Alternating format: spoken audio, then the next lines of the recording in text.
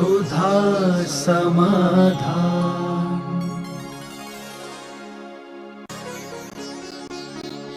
नमोस्तु गुरुदेव। एक धनुष का माप 4 हाथ माना गया है। ये हाथ किस काल के मनुष्य का माना जाए? हमारे यहाँ इसका नाप दिया है। एक असंख्यात अनंत परमाणु का एक सन्ना सन्न होता है और उसके बाद 8-8 करके जो होता है जू से ले लेते अपन, लीक है 8 लीकों का एक जू होता है। 8 जू का एक जव होता है। जव जानते ना, जव, जवा 8 जवाओं का एक अंगुल होता है। 8 जवा का जो मध्यम क्वालिटी का जवा है, उस जवा से 8 जवा का एक अंगुल होगा। ऐसे 1 जवा, 2 जवा, 3, ऐसे 8 जमा दीजिए क्रम से, उतने अंगुल का एक। और इस प्रकार से, और ये अंगुल, इन्हीं अंगुलों से फिर बितस्ती बनता है और 2 बितस्ती का एक हाथ होता है। 8 अंगुल का एक बितस्ती और 2 बितस्ती का एक हाथ होता है और ऐसे 4 हाथ का एक धनुष होता है। हमारे तुम्हारे हाथ से नहीं, अपने अपने हाथों से नहीं, वो नाप फिक्स है, इतने फीट का, इतने का ही होगा तो उतना ही धनुष होता है। नमोस्तु गुरुदेव। कोई व्यक्ति निसंतान है और इसे पूर्व जन्म का फल मानकर धर्म की सेवा में अपना पूरा जीवन व्यतीत करता है, तो उसका निसंतान होना सौभाग्य है या दुर्भाग्य? क्योंकि कितने पापों से बच गया। व्यक्ति स्वयं के लिए करता है, फिर बच्चों के लिए करता है, फिर बच्चों की चिंता करता है, कितना आरंभ परिग्रह। वो तो लोक परंपराओं में देखो, देवों के कोई संतान नहीं होती, वे सबसे ज्यादा सुखी होते हैं। और 16वें से ऊपर देवों की स्त्रियां नहीं होती, वे सबसे ज्यादा सुखी होते हैं। तुम लोगों की लोक परंपराओं के कारण से ये गलत है, बाकी कोई बाधा नहीं है, बल्कि अवभाग्य मानना चाहिए। अच्छा है संसार के झंझटों अपने आए गए और अपने ठीक है, अंत में जीवन व्यतीत किया, ना गाड़ी की चिंता ना पछाड़ी की चिंता। तो कर्म सिद्धांत के अनुसार तो उसको दुर्भाग्यशाली नहीं है, ना कोई पाप कर्म का उदय है इसे, बल्कि जितना सीमित हमें संसार में रह के विकल्प करना पड़े उतना ही अच्छा है। यदि निसंतान आदि होना दुर्भाग्य होता तो भगवान महावीर स्वामी ब्रह्मचर्य व्रत का उपदेश नहीं देते। तो ऐसी सब बातें लोक मूढ़ताएं कहलाती हैं। ऐसा। नमोस्तु गुरुदेव। शरद पूर्णिमा के दिन रात्रि में खीर मंदिर जी में रखकर सुबह सभी को बांटी जाती है, तो क्या ये उचित है? देखो, एक परंपरा इतने सालों में मैंने सबसे पहले जब अटा मंदिर में चतुर्मास हुआ था, उस समय ये परंपरा को मैंने बंद कराया था। उस समय 2 व्यक्ति सबसे ज़्यादा इसके समर्थक थे, एक महेंद्र सुनीता और एक अन्या महेंद्र मनिया। इन दोनों ने आकर के जरूर कुछ खराबाती की थी और फिर उनको समझाया था तो उन्होंने भी छोड़ दिया था। पहले की बात बता रहा हूँ ना, सबसे पहले। और अभी सुना है कि अटा मंदिर के अंदर कितना बड़ा पाप। रात में खीर बनती है, रात के 11 बजे बाहुबली के सामने रखी जाती है और रात में खाई जाती है। जिस धर्म में रात में पानी पीना मना है, उस धर्म में मंदिर में खीर। अरे घर में ही खीर नहीं खा सकते हो, इससे बड़ा पाप और मिथ्यात कोई हो नहीं सकता। भगवान के सामने खीर रखते हैं, बाहुबली के सामने, और वो भी रात के 11 बजे, और मंदिर में बनती है और रात में बढ़ती है। ये कुरीति परंपरा यदि मुझे पहले मालूम होती तो मैं ललितपुर का चतुर्मास ही छोड़ देता। और स्पष्ट रूप से आचार्य जी कहते हैं, ऐसे नगरों में जाके साधुओं का प्रवेश वर्जित हो जाना चाहिए। रात्रि में जाकर खीर बनती है, उस समय त्याग किया था, पूरी पंचायत सभा थी उस समय, जो भी थे अटक कि अब यहाँ पर नहीं होगी, और फिर भी वहाँ परंपरा चल रही है। महानुभाव, ये बहुत बड़ा अपराध है। आप सोचे, रात्रि में पानी पीने के लिए कहा एक गांव की, एक 7 गांव में जितने जीव हैं उतना एक रात्रि भोजन करने में लगता है, और वो भी धराधर भगवान के सामने। अरे अभी कलयुग है, सतयुग नहीं आया है, जो भगवान के सामने रात के 11 बजे खीर रखते और फिर सब लोग खाते हैं मजे से वहां बांट करके। ना कोई अपने यहाँ शरद पूर्णिमा का कोई कार्य है, ना कोई आगम में शास्त्रों में नहीं। यदि ये कार्यक्रम बिल्कुल तुरंत बंद होना चाहिए, नहीं होना है तो कोई ऐसे पंचकर्म को विधान करने से कोई मतलब नहीं निकलता, और मंदिर बनाने से कोई मतलब नहीं निकलता। अरे घर में खाने की मना है, तुम तो मंदिर में खाते हो। तो यह प्रस्ताव सर्वसम्मति से पूरे में पास होना चाहिए कि आज के बाद कभी भी किसी मंदिर में शरद पूर्णिमा न खीर बनेगी, न भगवान को चढ़े घर सामने रखी जाएगी, और न कोई खाएंगे। अध्यक्ष महोदय जी महाराज, बोलिए, सबका प्रस्ताव पास करें इसको। और यदि ये बने तो प्रबंधकों को मैं अधिकार देता हूं, भले ये कम दिनों के चुनाव होने हैं तो चुनाव के बाद जो प्रबंधक आए उसको बिल्कुल उठा करके पशुओं को गौशाला भेज देना उसी रात में। पर मंदिर के अंदर किसी भी प्रकार से प्रवेश नहीं होना चाहिए, किसी भी प्रकार से। बहुत बड़ा पाप है, बहुत बड़ा अपराध है। कितना बड़ा चतुर्मास के समय हो, शरद पूर्णिमा चतुर्मास भी पड़ती ना, चातुर्मास का समय, और रात में मंदिर में खीर और बाहुबली के सामने रख करके फिर बाद में सब बांट के खाते। अरे खाने वाले सुनो, ऐसी खीर खाओगे, एक दिन ऐसे दिन आएंगे तुम्हारे एक एक दाना भी मुंह में नहीं दे पाओगे, जाके दुर्गति में पड़ोगे, नरकों में। ऐसे लोग जो मंदिरों में ऐसी खीर बांट करके एक चम्मच भी खा ली तुमने तो ऐसी दशा प्राप्त होगी, 3 लोग का नाच जो खाए, मिटे न भूख कड़ा न लगाए, ऐसी भूख लगेगी और एक दाना खाना नहीं मिलेगा। पर वहां अवध ज्ञान से जानोगे ऐसा क्यों? बोले हटा मंदिर में एक बार इन्हें शरद पूर्णिमा में रात में खीर खाई थी, उसका दंड है।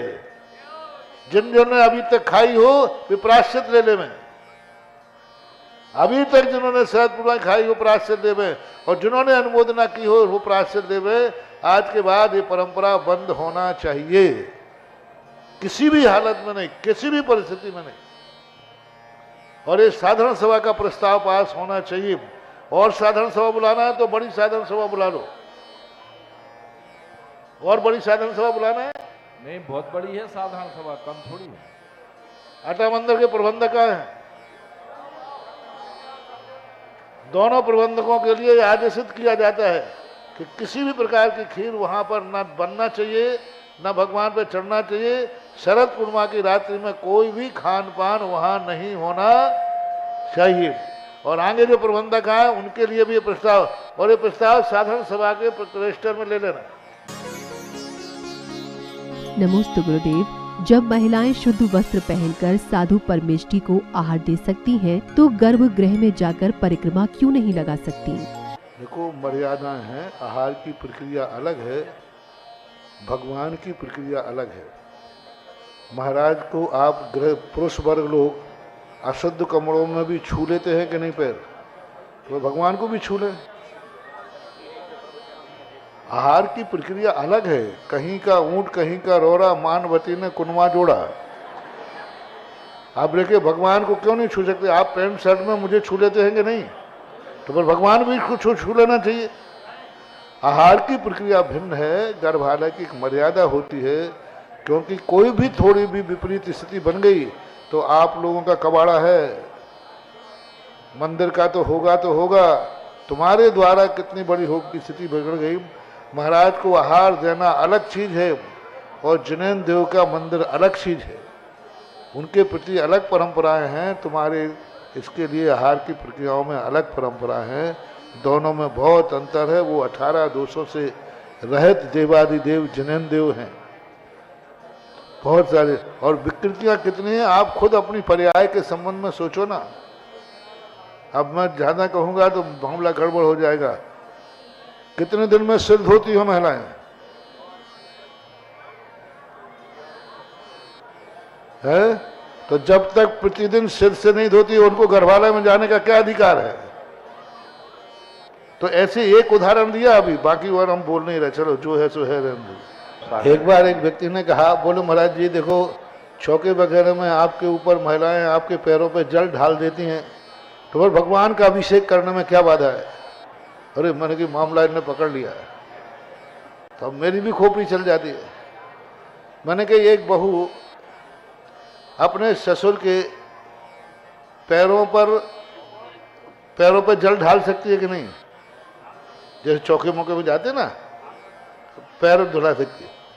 एक बिटिया अपने पिताजी के पैर धुला सकती है कि नहीं? तो फिर उसको नहला भी सकती है। कितना अंतर है? पैरों पे जल ढालना और नहलाने में कितना अंतर आएगा? बहुत अंतर आएगा। इसलिए भगवान का निहोन और अभिषेक में ऐसी जोड़ी बैठालते हैं, जब यहां डाल सकते तो वहां क्यों नहीं? महाराज अलग चीज है और भगवान अलग चीज। नमोस्तु गुरुदेव, स्वाध्याय द्वारा कर्मों की निर्जरा होती है या नहीं? स्वाध्याय और पूजा पाठ हमारे यहाँ एक ही चीज है। दोनों में कोई, यदि पूजा पाठ में बंद ही होता है ऐसा जैनागम में नहीं लिखा, निर्जरा भी होती है। पूज्यवर अमृतचंद सूरी महाराज ने पूजा आदि शुभ योग से असंख्यात कर्मों की निर्जरा कही।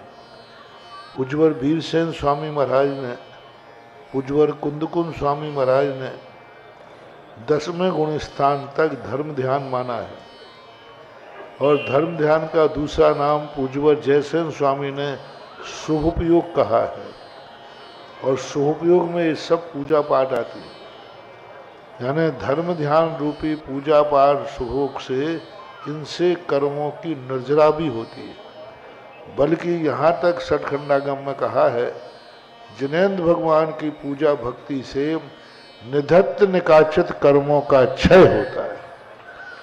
जिन बिंब दंश ने निधत्त निकाचित कम क्षय दंशनादो, यानी निधत्त निकाचित कर्मों का क्षय भगवान के दर्शन से, पूजन अभिषेक से महान महान कर्मों का आनंद होता है।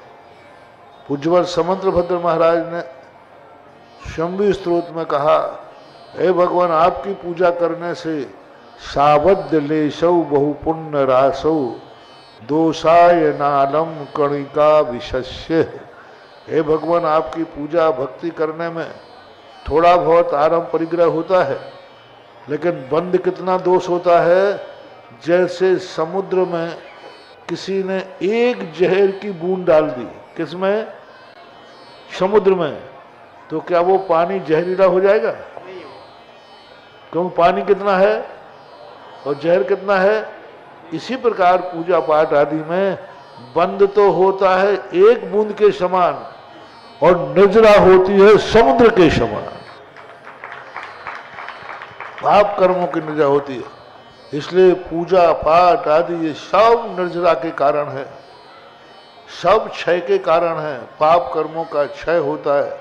पूजा ही में कहते हो क्षुधा रोग विनाशनाय नैवेद्यम नृपामते। अब क्षुधा तो क्या है? कर्म ही है, कर्मों की निर्जरा करता है। जन्म जरा मृत्यु विनाशनाय, जन्म जरा मृत्यु क्या है? कर्मों की निर्जरा है। काम बाण विध्वंसनाय क्या है? कर्म की निर्जरा है। मोक्ष फल प्राप्त है, कर्मों की निर्जरा है। अष्ट कर्म दहनाए, पूजा खुद ही बता रही है, पूजा खुद बता रही है कि अष्टकर्म दहनाए, 8 कर्मों के क्षय के लिए मैं धूप अनल में खे रहा हूं। प्रत्येक वस्तु निर्जरा तो निरंतर होती ही है सबकी। और स्वाध्याय में निर्जरा हो ऐसा कोई नियम नहीं है, क्योंकि स्वाध्याय करते समय व्यक्ति हो सकता है वो ज्ञान प्राप्त करने के लिए कर रहा हो, कर्मों की निर्जरा नहीं कर रहा हो। जैसे कोई शोध पीएचडी करने वाला विद्यार्थी शास्त्र को पढ़ता है, लेकिन उसकी निर्जरा नहीं होती, वो पीएचडी के लिए पढ़ रहा है।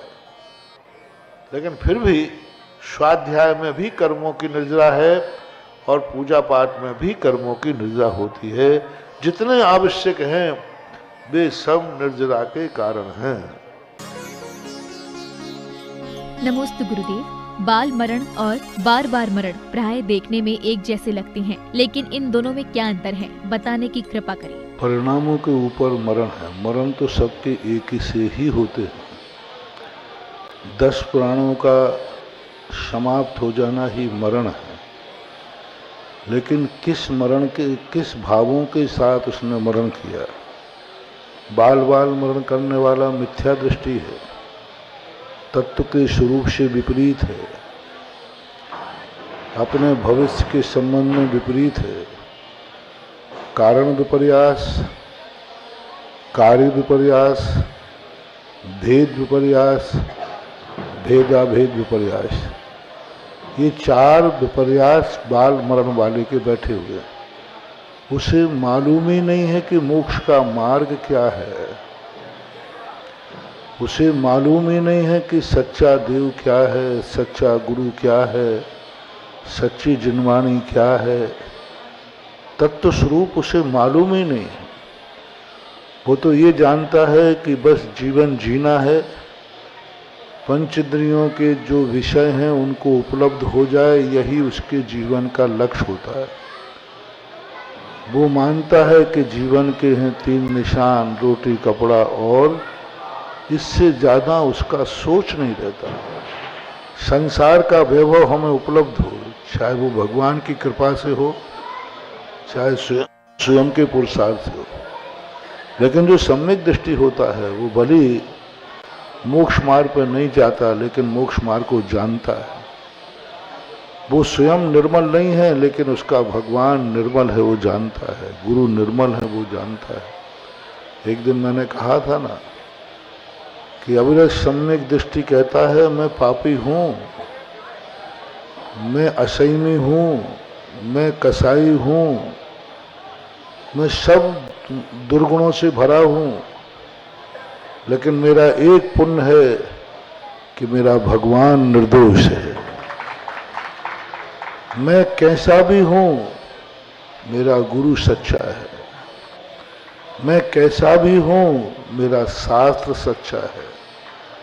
ये मिथ्या दृष्टि के पास नहीं है। इसलिए सम्यक दृष्टि के मरण को बाल मरण कहा है। बाल मरण इसलिए कहा है कि सब कुछ जानता हुआ भी स्वीकार नहीं कर रहा है। सत्य को जानता है, सत्य को स्वीकार नहीं करता। सब जान रहा है क्या अच्छा है क्या बुरा है, लेकिन स्वीकार नहीं करता, इसलिए बालक कहा। और उसे जानता भी नहीं है और स्वीकार भी नहीं करता, इसलिए मिथ्या दृष्टि के मरण को बाल बाल मरण कहा जाता है। नमोस्तु गुरुदेव। महाराज जी, हम पंचकल्याणक में माता पिता बन चुकी हैं, क्या कोई और पात्र बन सकते हैं? पंचकर्ण वाले जो माता पिता बन जाते हैं वे महायज्ञ नायक भरत, बाहुबली, राजा श्रेयांश, महामांडलिक, मांडलिक, इन पदों को धारण कर सकते हैं। क्योंकि माता पिता मर करके स्वर्ग भी तो जाते हैं, स्वर्ग के देव बन जाते हैं, ऐसी कोई बात नहीं। जो 2 प्रतिमाएं ले लेते हैं वो इंद्र नहीं बन पाएंगे, बाकी बनने में कोई बाधा नहीं। सुधा समाधान। क्या है जीव, क्या है अजीब, कैसे होता है कर्मों का आश्रम, क्या है लौकिक जीवन के बंधन, और हम कैसे रोकें इन कर्मों के बंधन की श्रृंखला को। इस संसार में रहने वाले प्राणी के बंधन का कारण है वो राग द्वेष मोह के कारण संसार में बंधता है, और इस बंधन को सम्यक दर्शन, सम्यक ज्ञान और सम्यक चारित्र से काटता है। श्रवण कीजिए गुणायतन प्रणेता परम पूज्य मुनिश्री 108 प्रमाण सागर जी महाराज के मुखारविंद से तत्वार्थ सूत्र के गूढ़ तत्वों की सरल व्याख्या। कार्यक्रम आगम वाचना में प्रतिदिन दोपहर 2 बजे से 3 बजे तक सिर्फ आगम वाणी चैनल पर। आगम वाणी, अनादि से अनंत तक।